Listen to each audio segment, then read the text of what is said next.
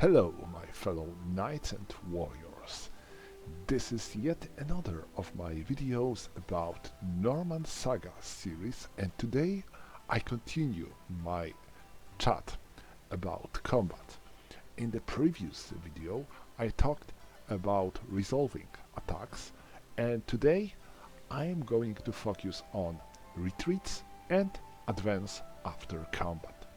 In the certain situations the combat might force attacker or defender to retreat.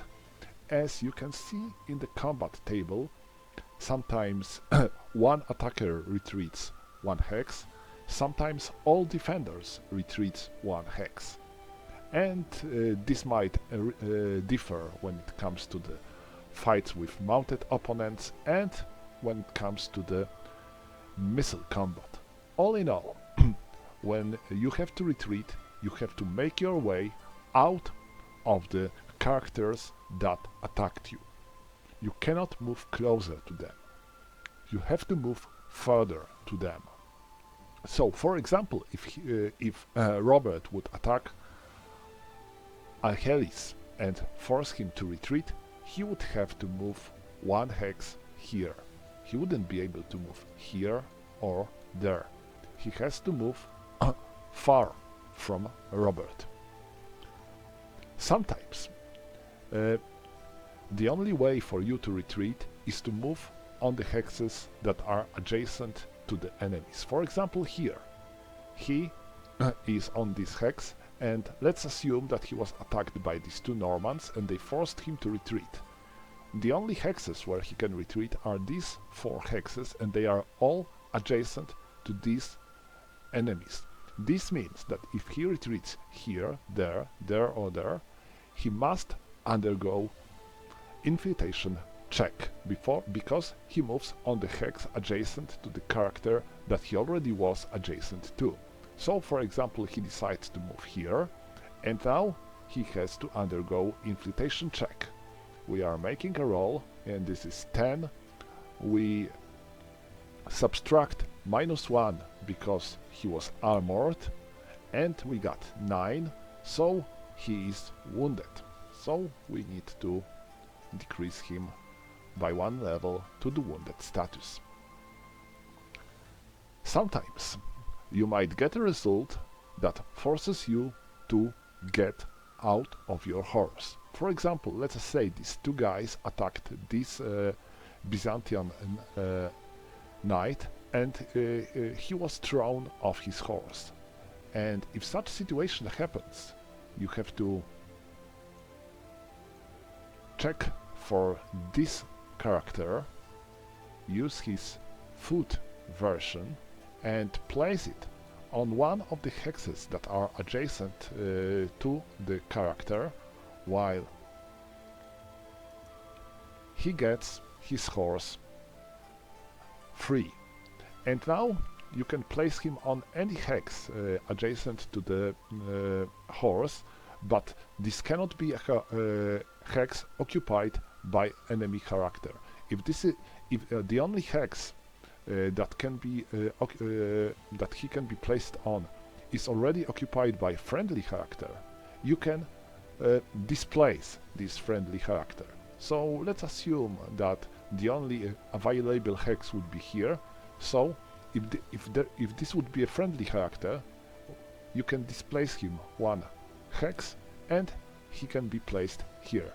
Remember that if you are displacing characters, they might be targets of infiltration test. This is pretty important. Next, notice situation here. We have our Lombard warrior, and he is attacked by these two Normans. They forced him to retreat, and well, he cannot retreat anywhere because he cannot go here. This would make him closer to the attackers, and all the other hexes are occupied by characters that are not friendly. If such situation occurs, then our character must be wounded. So he was already wounded. This means that he is dead. And now, if you made enemy retreat, you can perform advance after combat. Let's go back here. Let's say that he was forced to retreat on this hex, and now these two Norman warriors can perform advance after combat. How it works? You can make an advance after combat with half of your movement allowance. So they have 6, so they can make an advance after combat with 3. Next, the first hex you are going to occupy is going to be a hex which was occupied previously by the character that was forced to retreat. So if he wants to start his advance after combat, he has to start with this hex. And now he might move on. Here and there, here and there, as he likes.